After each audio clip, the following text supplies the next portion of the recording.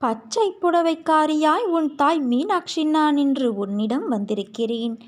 என் தங்கமான தங்கப்பிள்ளையே, உன் வாழ்க்கை மாறும் என்ற நம்பிக்கையில்தானே நீ என் திருவடியை சரணடைந்தாய். அப்படி சரணடைந்த பிறகு உனக்கு சந்தேகமும் பயமும் ஏன்? உன்னோடு உன் மீனாட்சி தாய் நான் இருக்கின்றேன். அனைத்தையும் நான் பார்த்து கொள்கிறேன்.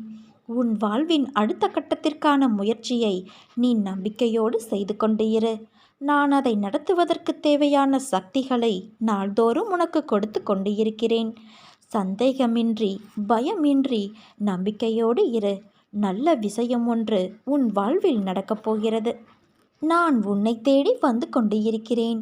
நடப்பதையெல்லாம் பார்த்து கொண்டுதான் இருக்கின்றேன். இனி நடக்கப் போவதையும் அறிந்துள்ளேன். எத்தனை துயரங்கள், எத்தனை இழப்புகள், எத்தனை மாற்றங்கள், அத்தனையும் எனக்கு தெரியும். உனக்கு நடந்த நிகழ்வுகளுக்கு எல்லாம் நான் கணக்கு வைத்திருக்கின்றேன். இவை அனைத்துமே இப்போது மாறப்போகிறது என் தங்கமே. உன் அன்னையான நான் உன் வாழ்வில் மாற்றி அமைக்கப் போகிறேன். நீயோ உன் குடும்பமோ ஏன் உன் தலைமுறையே இதற்கு மேல் கலங்கப் போவதில்லை. உன்னை எவ்விதமான துயரங்களோ கஷ்டங்களோ நான் நெருங்க விடமாட்டேன்.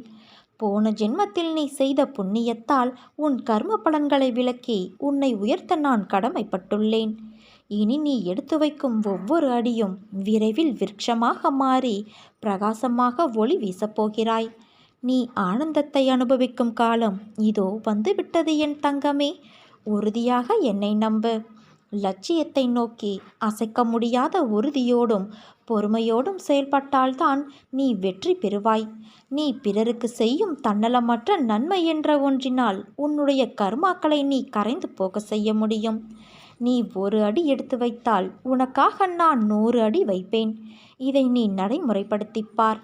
உன் பிரச்சனைகள் விரைவில் தீர்ந்துவிடும். நான் உனக்கு அடிக்கடி கூறுவது, நீ செய்யும் எந்த காரியத்திற்கும் பலனை எதிர்பார்த்து செய்யாதே என்று. பிறகு அவர்களுக்கு நான் என்னவெல்லாம் செய்தேன், ஆனால் அவர்களோ எனக்கு தீங்கு இழைத்து விட்டார்கள் என்று புலம்பாதே.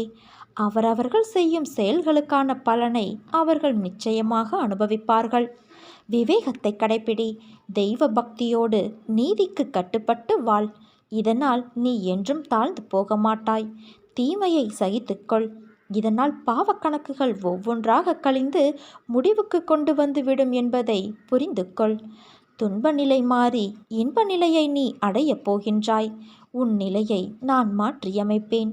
உன் கரத்தை நான் பலப்படுத்துவேன். நம்பிக்கையோடு காத்திரு. இது நிச்சயம் நிறைவேறும். வாழ்வில் இந்த நிமிடம் நாம் நேசித்த ஒன்று நடந்து விடாதா என்று வேண்டி தவிக்கும் உன்னை எங்கெனம் உன் அன்னையான நான் ஏமாற்றுவேன்? உனக்கு அது எவ்வளவு முக்கியம் என்று தெரிந்தும் உனக்கு எப்படி நான் தராமல் இருப்பேன்? உன் வாழ்க்கைக்கு உன் அன்னையான நான் பொறுப்பு. நீ நம்பிக்கையோடு இரு. நல்லதே நடக்கும். உன் அன்னை மீனாட்சி தாய் நான் இருக்க பயம் ஏன் உனக்கு?